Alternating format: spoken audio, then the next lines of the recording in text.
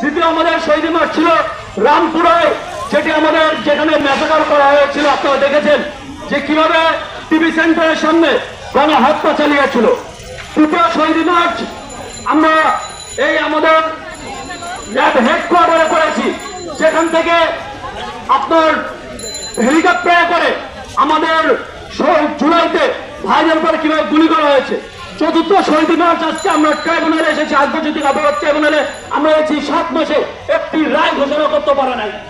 এই ট্রাইব্যুনাল বারবার শুধু প্রেস বিভাগে কালক্ষেপণ করছে আর বলছে আমরা তার প্রান্তে, যেখানে আমরা দেখতে পাচ্ছি আপনারা দেখছেন যাত্রাবাড়ি তাইম হত্যাকাণ্ড কিভাবে পুলিশ নৃশংসভাবে হত্যা করেছে।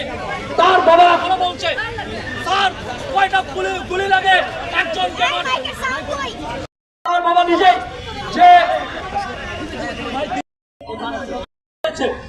পুলিশ কিভাবে নৃশংসভাবে তাইমকে গুলি করার পরে যখন সে পড়ে যায় তার বন্ধু তাকে পিছের দিকে টেনে নিয়ে যাচ্ছিল, তখনও তাকে গুলি করে যাত্রাবাড়ি থানার ওসিআইসি সেটার ভিডিও ফুটেজ আপনাদের মিডিয়ার মাধ্যমে সারা বিশ্ব দেখতে পাচ্ছে।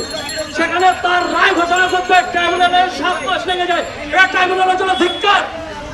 আমরা বারবার বলছি যে আপনারা রায় ঘোষণা করেন, কারণ শহীদ পরিবাররা রাস্তায় রাস্তায় ঘোরার জন্য শহীদরা জীবন দেয় নাই।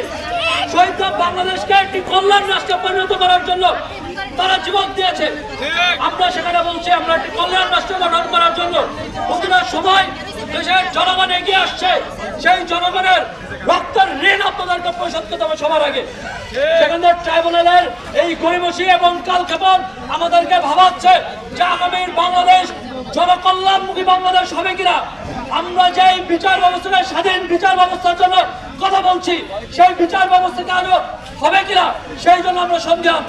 আমরা শহীদ পরিবারের পক্ষ থেকে গত 34 দিন ধরে আমরা আন্দোলন করে যাচ্ছি।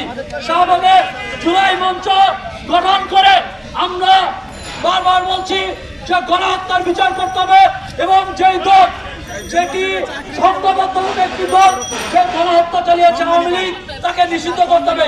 আওয়ামী লীগ নিষিদ্ধ না করে কোন ধরনের বিচার কার্যক্রম করলে আওয়ামী লীগ আবার সেই বিচার কার্যক্রমকে বাধাগ্রস্ত করবে।